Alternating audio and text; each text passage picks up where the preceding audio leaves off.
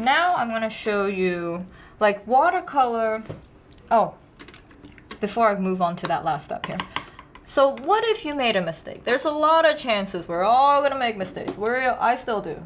And when it's wet, like for example, when you're doing the wet on wet stages, and before it completely dries, you can easily just grab a paper towel and just absorb your mistake immediately.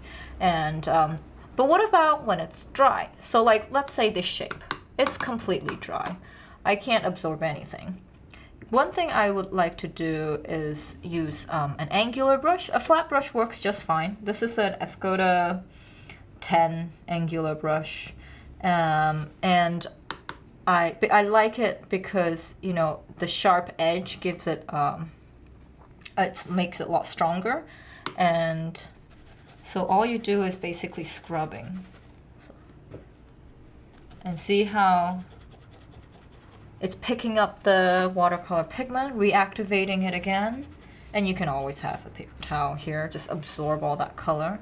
And you know, usually with an angle brush too, I like it because it gives me a little tip that sometimes if I get into small little detail areas, let's say I want to make a very thin triangle here, I'll be able to do that. So watercolor is not as scary as a lot of people would think. It's not permanent. You can manipulate it.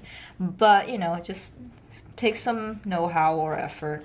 And one sad thing about it, so you can see somewhat of a triangle here, that's why you have to always still be careful when paint light to dark instead of dark to light, is you can't fully really get the white of the paper back.